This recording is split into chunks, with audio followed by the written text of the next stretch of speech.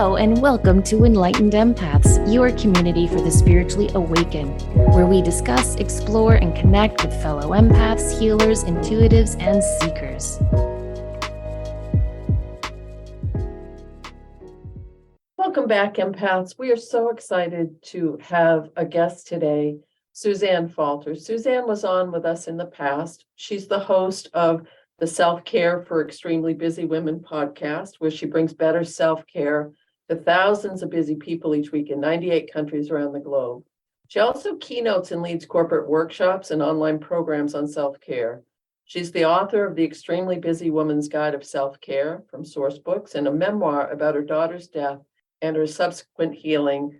And the name of that book is Free Spirited. And that's what we're going to highlight today, is just the amazing story of Suzanne, her daughter, the communication from spirit. So welcome back, Suzanne. It's an absolute joy to have you back again. Believe me, it's my pleasure.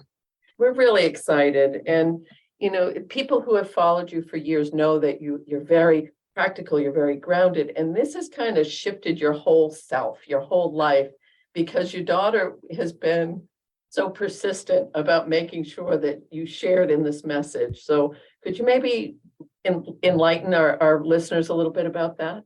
Yeah, what you're referring to, Denise, is the fact that at the time of her death, now she died from medically unexplainable cardiac arrest, just as she was about to begin taking classes on becoming a healer. And that's what she really cared about. And the day before she was beginning classes, I had dinner with her, and she went home and collapsed in her bathroom and never really regained consciousness and died 6 days later. It's really not known why she died, except what immediately became clear to me from the very first night when she collapsed was that I was going to be called forth to do her healing work. It was made very clear to me. I got it intuitively. I knew my life would change. I knew my pretty organized structure of everything I knew how to do and all of the little places I knew how to show up. It was all going down, and it was all going to change, and it was all going to shift. It was going to be a radical redo on my life. At the time, I was a workaholic, as I've shared on this show, running a marketing business that quickly tanked. And everything is very different now. And I think the big things for me in that time were learning how to navigate the loss and the grief of this horrific death, which I literally had dinner with her 2 hours before she collapsed. She went from being present to being gone, like didn't exist anymore. And I know a lot of people listening to this have had that experience, and it's very disorienting. And you feel so unsure that you can even trust life. But what came about it what came out of it was that I began to feel Teal around me very, very clearly, very directly, and very specifically. Around the time of her death, she left me beautiful messages. She began to really speak through me in this very specific kind of sparkling energy, for lack of a better way to describe it. I mean, that very first night, maybe the third night after her collapse, she was in a medically induced coma while they were trying to save her life, but her brain, unfortunately, had been damaged by lack of oxygen after her heart stopped. And I was in a hotel room, and I felt her. I felt her wake me up. Her energy woke me up. She was still alive, technically, although in the ethers, because she really wasn't there. And I felt her around me, and I said, Teal, is that you? And she said, hi, Mom, just like she ordinarily would. And I said, what are you doing? What's going on? And she said, first of all, don't rush me, because I spent my whole life as a mother hurrying my children from one point to the next. And she was not one to rush. Teal was a very deliberate, thoughtful, somewhat slowly paced person who was not going to be rushed, period. And then she said, I'm trying to reconcile my heart and my soul. And I had no idea what this meant at the time. And really, I know now her heart wanted to stay and her soul wanted to leave. Her soul said, you're 22 years old, you've done your bit, on to the next thing. We need you in the afterlife or whatever. I'm done here. My work is done here. And her heart was telling her, how can I leave these people behind? So as the months went by and the weeks went by, I kept having this incredible experience of her, particularly in my car. I'd be driving around. I was handling my grief. At that point, I had stopped working and I was living in a friend's house in the wine country in Northern California. And I was driving the country roads and I had an iPod shuffle. This was 10 years ago. I had an iPod shuffle and it was on shuffle. And I had 2,500 songs loaded into it. And 14 of them were Teal's. Teal was a professional blues singer. So every time I began to get despair or feel like I had no idea how my life was going to continue, or I didn't know what to do about a particular problem, one of her songs would come on. And her songs were very specific to different things. She started writing songs when she was like 12 years old, and she had a great voice. And we recorded a bunch of them in various recording studios and such. And one of them, there were songs about being an angel. I mean, it was weird, the content of these songs. There were songs about how you lose touch with the stars when you are too caught up in your busy world. All through the last year of her life, she was writing channeled phrases in a journal, little phrases that helped her connect with spirit. She was meditating a lot, and she was getting phrases like this: you will be in your power when you're overtaken by the light and you can see everything as an opening to freedom. Wow. Wow. I know. Everything is right where it's supposed to be and is happening in perfect timing. Follow your heart. And I really love this one. Heartbreak is a learning process. You can get your heart broken 1,000,000 times and not learn how to love again. Or you can listen to your own heart and learn in a second. To have that wisdom before the age of 23, that's amazing. It's almost like her soul always knew, even if her heart was fighting it, you know? Mm-hmm. For you, that's the worst thing I think any human can go through. And you're going through it, and you get this message that your entire life is going to change, and you trust it and you surrender to it. How long did it take for you to get from A to B? Do you know what I mean? To actually say, okay, I'm going to continue Teal's work. Oh, it was immediate in the hospital. Because I have lived in the service of my writing and my creating to help people for many years, going on 35 years. I wrote my first self-help book in 1994. So I've always known that I was here to create and I was here to help people. But I have to say, it was remarkably surface compared to what this content is. And people who've been following me and reading my books for a long time, the feedback I'm already getting, and the book is still in pre-order. I just have, it'll come out February 7th, but I still have people who are getting advanced copies who are saying, this is by far the deepest, most compelling thing you've ever written. And I know it's because of Teal, because I've never written about Teal before. Do you feel like you wrote it with her? Oh, yeah. The writing process was such fun. And it was so interesting because I attracted an agent very early on. And through that agent, I ended up getting the self-care book deal. And that was great. And I was grateful for that. But all along in the background, I was like writing this book about Teal. And I couldn't finish it. And I couldn't finish it because the story wasn't done. It was a story that I was still living.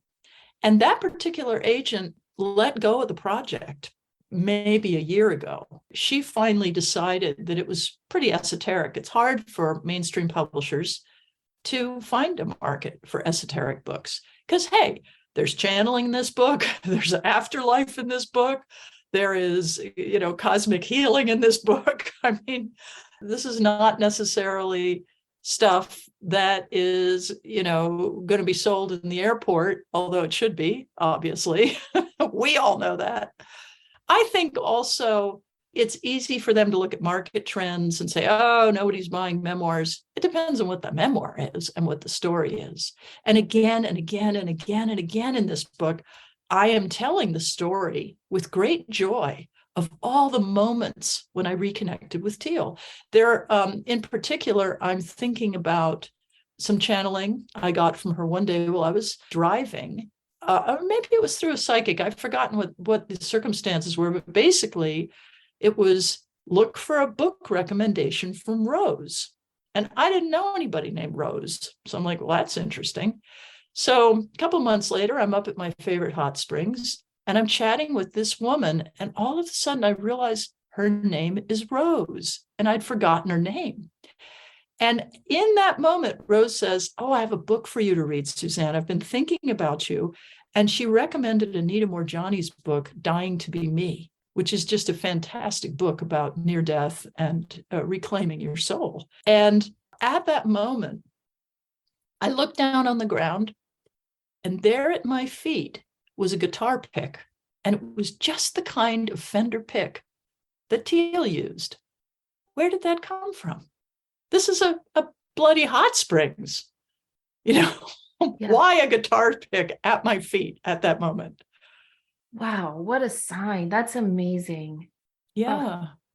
And, I'll tell you another little story. If you're looking for other stories of connection here, I had a moment where I was very, very lost. I was in my office. I had a little office that I'd rented near my friend's house where I was living in the guest room. I was sitting in this little office and I was crying because I felt like I had no idea what I was supposed to do to earn a living. Where was the money coming from? How was I going to survive this period of grief? I hadn't worked at that point for a year and a half. And I was living on pretty skimpy savings. They were getting lower and lower. And in that moment, I heard her very clearly say to me, clean out your inbox. Not your usual channeled instruction, okay? But my inbox really needed cleaning out. It was pretty bad. And I had been moving a lot in this period, and it had followed me along, not being tidied up once. So I look over at this inbox, and it has, 4 inches of stuff in it. So I spent the afternoon pulling all the papers out of the inbox, the whole time going, what can this possibly be about?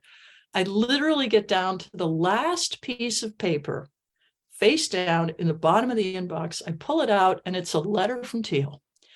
And she tells me all about how she had a reading with a healer who told her we had been combatants in previous lives, but in this life, we were meant to love and help each other. And in fact, we were meant to be leaders in light together. And she wrote, I support any light leadership you have to bring to the world. Yay, Mom. And, first I sobbed for 10 minutes, but then I framed the picture. I framed the letter because, and it's right next to my desk. I can see it as we speak. And it is my instructions to go out there and be a leader in light with Teal. With Teal. Oh, that's beautiful. I've been blessed to hear Teal's sing as far as you had sent me quite a while back. And the level of soul that girl connects with while she was here and while she's in spirit, because she's an incredibly, incredibly vibrant, vivacious, beautiful, beautiful energy. So do you feel a difference in her energy when she's, as far as shining light, that girl did it here and she continues to, but do you feel a difference in her energy now that she's not physically in the body, and that she's still, do you feel there's a difference in how she, I don't even know where to go with that, Suzanne, but I feel like I hope it makes sense. Yes, it does. It does. Okay. And, there were inklings of Teal being a magical person in her lifetime. She was known for being able to walk into any field of clover and pull out 4-leaf clovers every time she could do it.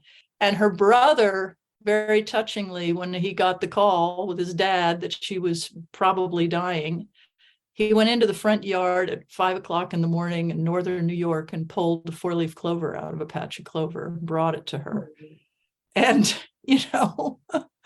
that's the Crying. impact she had. I know, and it touches me too, but that's the impact that she had on people. She was very, very True. loving and compassionate. However, in the afterlife, I feel she is able to be fully powerful because she was such an empath. I think life is difficult for her. A therapist who worked with her during her lifetime, and she was epileptic, so she had some medical issues as well, said that Teal was barely able to handle the intensity of life because she was so sensitive.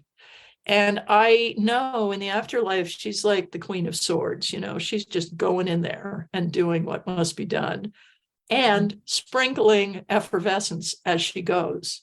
So maybe not so Queen of Swords. I don't know. You tell me, you're the expert. What have you learned about the afterlife from her? Like, what has she shared with you about her life now? Well, let me read you some channeling I got, which was on the 12th of September. She died on the 21st of August. So this was less than a month after her death. And I kept asking, Teal, how did you die? Why did you die? Medically unexplainable cardiac arrest. She said, I just died, and how is not important. Oh, Mom, your inquiring mind, just let it go and surrender to the inevitability. There was no mistake here. This is a profound time of growth for you, and you are channeling all you can glean for the people. So be in flow, be in flow. That's all any of us are meant to, for our instruments are so finely guided and calibrated. I saw that when my body lost mine. I saw what a gift it was as I lifted out to the other side. I saw that I was small and afraid throughout my life, as are so many. We're here to help. And this is your profound gift and mine to do this healing. It's beautiful.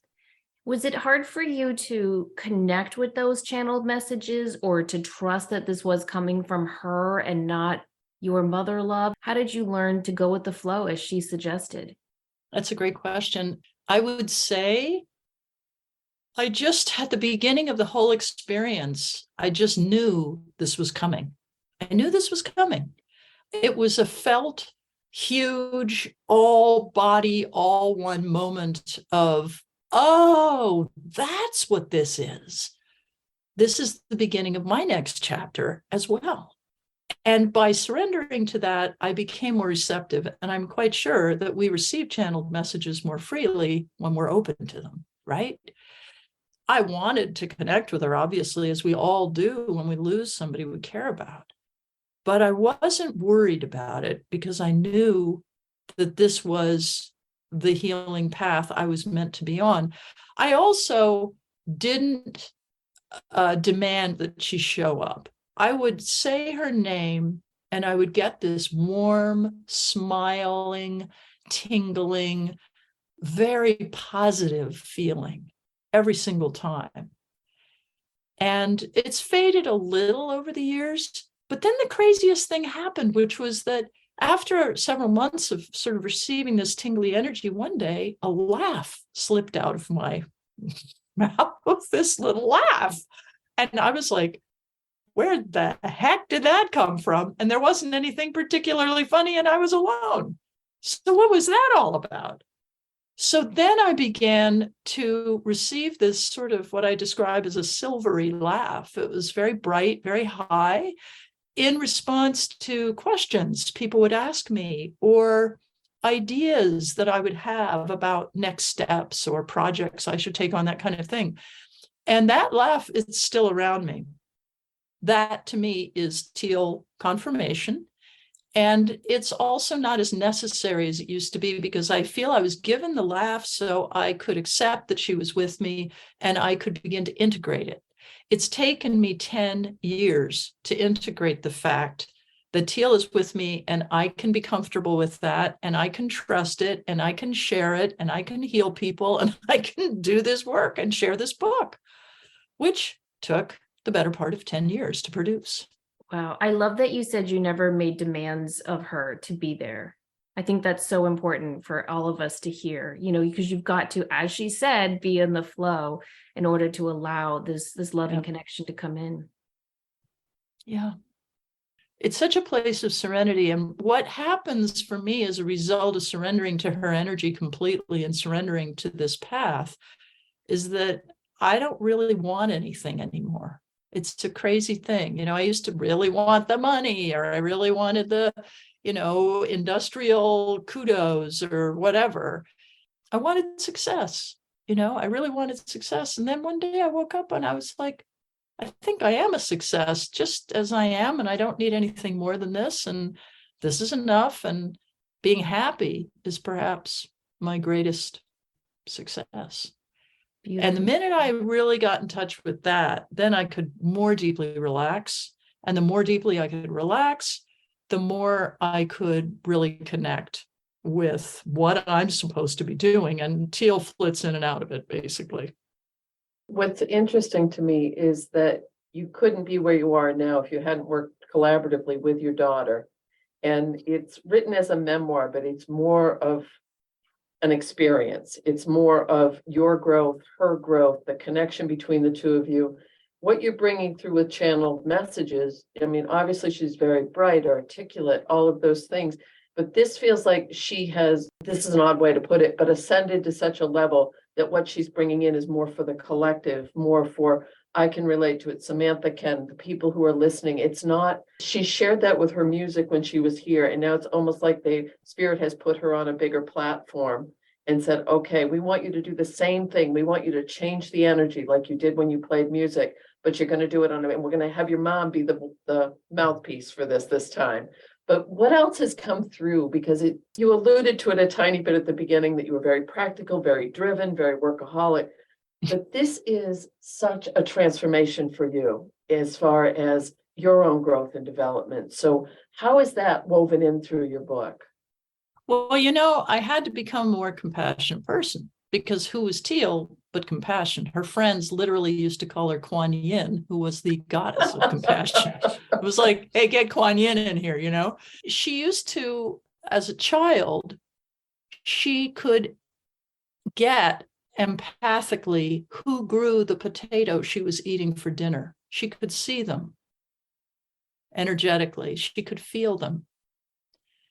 And she never shared any of that until after her death. I read about it in her journal. And maybe she told me about that right before her death, actually. But she herself went through a profound transformation and really surrendered to her healing gift, because she'd always been on track to be a professional blues singer. And then she got into she went to Berklee College of Music, and she went to Austin, Texas, and she hooked up with a great band, and she was doing gigs in the House of Blues. And I mean, it was good for a 22-year-old. And one day she called up and said, I don't want to do this anymore. I want to be a healer. I'm coming to San Francisco, which is where I had just moved. And she showed up and she didn't know what she was going to do. And she lived on my couch, and it was all very vague. And I was a little worried, to be honest. I thought she needed to be on her own and earning a living. And so she got a job, raising money for various nonprofits with a clipboard on the street. It was before people used iPads for that. That was just sort of her life, was just kind of doing a little singing and kind of drifting through life. And I remember she had a roommate who she lived with, and I tell some kind of key moments of her life in this book, because I think her transformation was profound. The first thing that happened to her that really put her on the healing path was a pre-seizure event, is the only way I could describe it, that she had in Morocco. She was also a world traveler, and she went all over the world singing, just on the street with her little travel guitar. And she was in a hostel, and she lay down on the bed and fell asleep for 24 hours because she thought she was about to have a seizure. And the friend who was with her said when she woke up, he'd never seen anyone so alive and so inspired and so on fire, describing what she'd seen, which was a massive snake wrapping itself around her body and infusing her with healing energy. That's what took her out for 24 hours. Wow. So she had like a Kundalini rising experience. Big time. Wow. Now And you, then called me up and said, hey, Mom, I got my healing gift. Now what do I do? And then she died. I mean, like immediately after that. Really? but you've taken that mantle up now. So can you talk to us about the healing work that you're doing? Yes. And what it is feeling into the issues that people have that they bring to me, feeling into the questions people have. I would say I'm not a psychic, I'm not a medium, I'm an intuitive. And what I'm doing is I'm connecting to her energy. I can't tell you about your grandmother and her desires for you, maybe, but that's not the point. I can't even necessarily tell you about your astrology or any of that.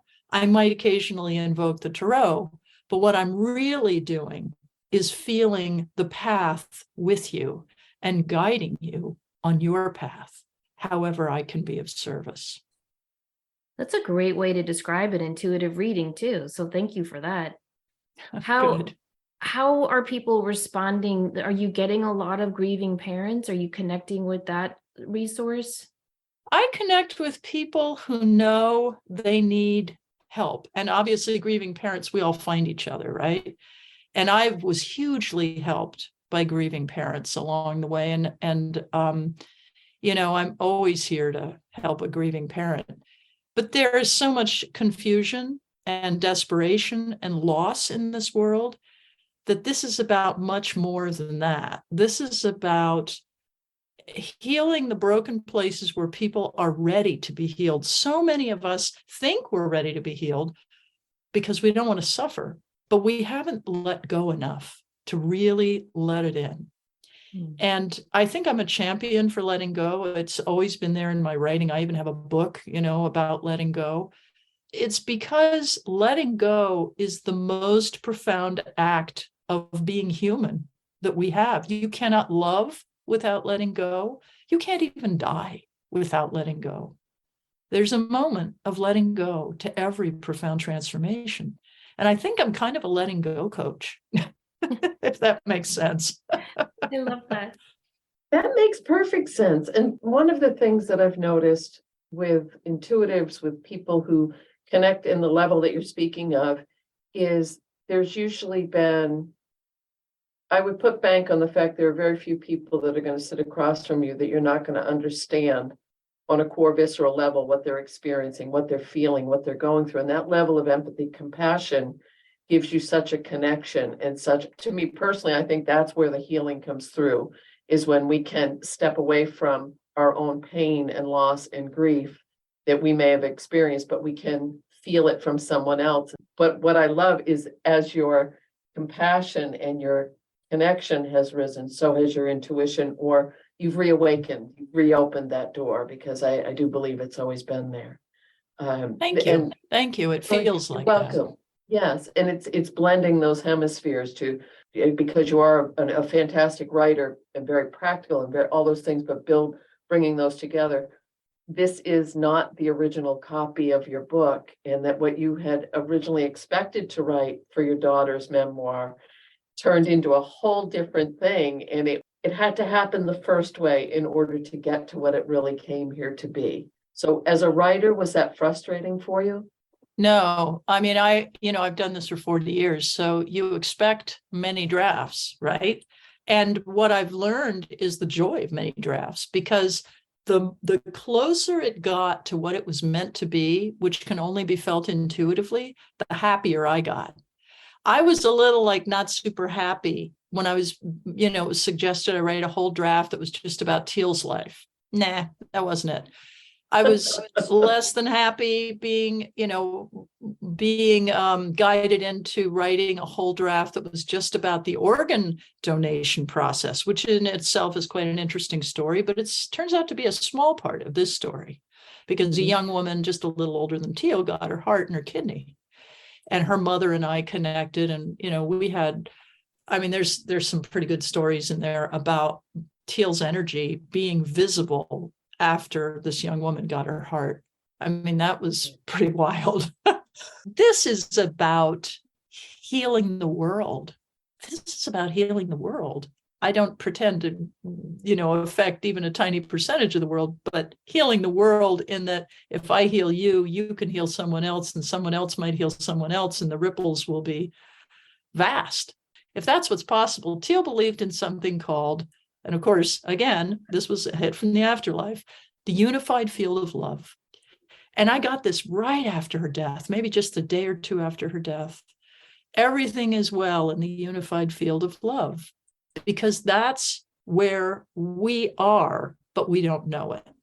We think we're in contention, that the world is so irreparably broken, it will never, we will all go down like the dinosaurs did. Possible, but it doesn't mean there isn't a unified field of love, always there, always waiting for us, to the degree that we'll settle down and sink back into it. Again, the letting go. Letting go. So you can join with that unified field of love.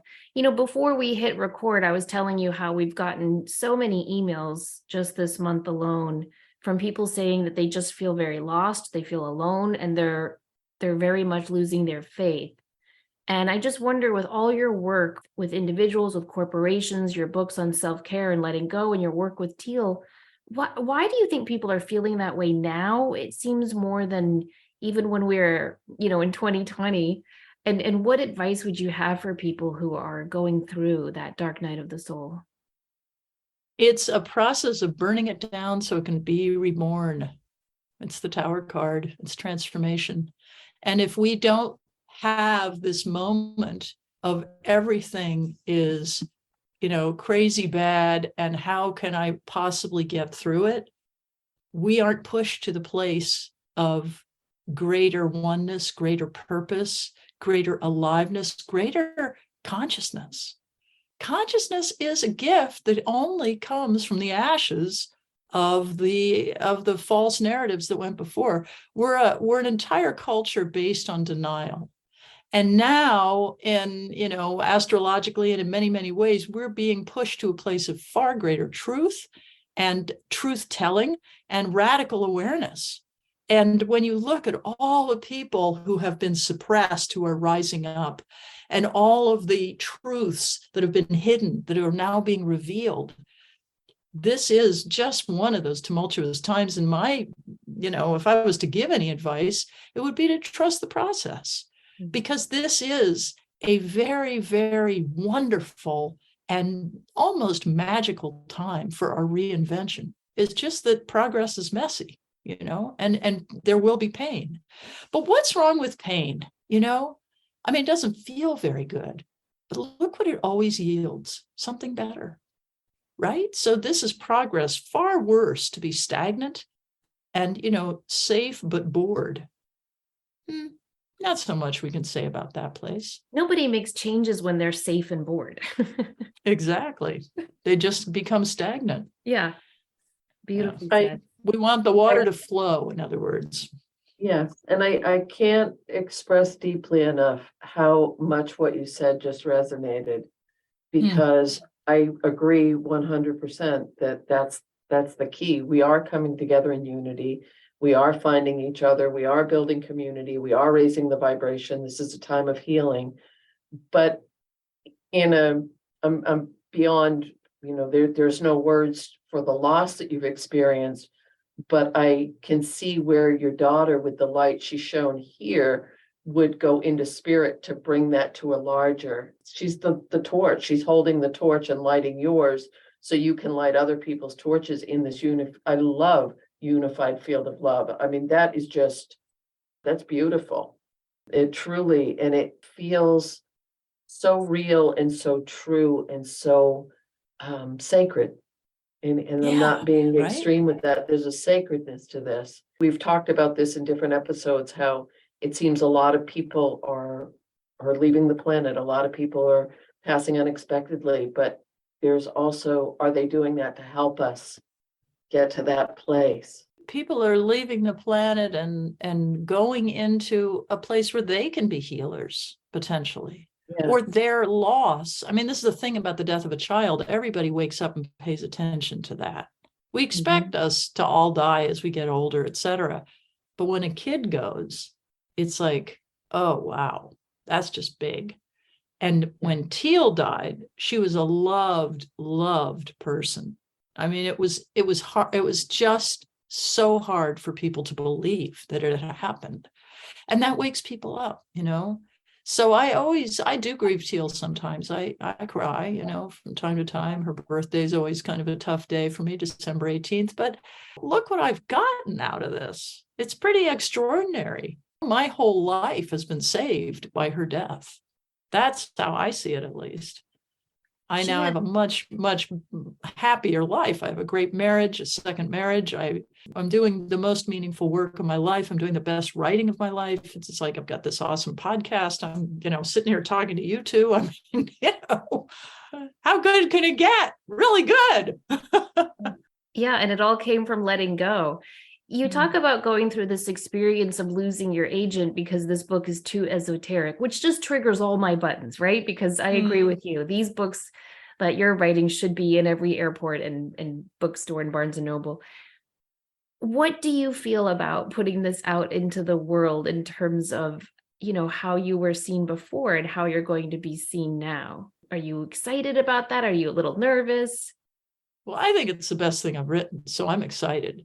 And I'm also scared because it's the most vulnerable thing I've written. And it definitely changes the narrative on who is Suzanne Falter, if anybody cared, I mean, it's like, it's a pretty radical view. But like I said, the advanced readers are giving me they're so moved by it that it tells me the book is working and that the story is as compelling as I think it is. And that's always the great job for writers, is to really tell the story that their readers want to read, and I think this is the best story I've got and will have in my lifetime. Wow. That's so important, that being vulnerable part. I think that's really when we start to connect with others, when we're able to drop that cloak or mask, if you will. Now, did Teal have one brother? Yes, she has a wonderful brother. She had a wonderful brother who is very much alive, my son Luke. He is an adventurous, bright spirit himself. I think a lot of times sibling grief is not touched upon when we lose people too young. You don't really see a lot of books written on that. So I just wonder if you could touch on some tips and suggestions for siblings who are going through a grieving process. Well, I can't really speak for him, but I can tell you what he did. He was 18 at the time of her death, technically an adult. And he's a scientific person, so he wasn't particularly interested in all of the more esoteric, ways to connect with a person you've lost. So what he did, the first thing he did was to work for an EMT squad. And he became ambulance driver and all of this. And of course, the first people who found Teal, her roommate found her after her collapse. The EMT crew who came in at the time of her death revived her to the point where she could go into a hospital and be put on life support. He joined an EMT crew to learn how to do that. Then he got very interested in the work that goes on in morgues. And her autopsy was inconclusive. And the morgue in San Francisco basically did not declare a cause of death for 2 years, and it finally was released as cause unknown. So he went to work for a medical examiner for 4 years doing autopsy tech work, and now is thinking of becoming a medical examiner himself. And, his comfort with death and, emergencies is pretty great. And that he got out of Teal's death. He was not an emergency preparedness guy before that. He was just a really good skier and sort of interested in farming. It's like a New England guy. So this was new, and particularly the movement towards potentially becoming a medical examiner. I think we work through our grief in whatever way we're guided to. And in the case of having small children, they always say, get them to draw pictures and, creating. For him, creating was work. So creating in whatever format that person would be drawn to would probably be a really profound way just to connect with the energy of the other person. And P.S., let's not forget what little channels small children are. they can really see and feel things that we can't as we get older. So getting them to become very quiet and potentially try to connect with the other side and with that person's spirit in a positive way might be helpful. Very helpful. Yeah. And kudos to your son. That's amazing. Yeah. The book is coming out February 7th. And where can people? Yes, you can order on Amazon. You just type in Free Spirited Falter. That's my last name, Suzanne Falter, Falter. It'll pop right up. There's a picture of me sitting on my car, affectionately known as the Tealster, because it was, I bought it before her death and we called it the Tealster because that had been her nickname. And she said, Mom, I am 22. I am so done with this nickname. Knock it off. So, okay, we'll call the car the Tealster. And lo and behold, I made it my moving altar after her death. And it's where many, many, many of my channeled experiences happened. Wow. That's fabulous. We'll post a photo of it on our Facebook page so you guys can see it, because it's a great cover. It doesn't, sometimes you think about, a book about a parent grieving. There's nothing of that heavy energy in you, in your writing, in your words. And you can tell that by looking at that beautiful picture and the title that goes along with it. It's just filled with hope and inspiration. So we thank you so much for sharing it with us. Thank you to Teal as well. Oh, well, I'm sure she's quite happy to be here. I have no doubt. No, none at all. And thank you everyone for listening. Please remember, as always, to show up, do great work, and share your light. Take care.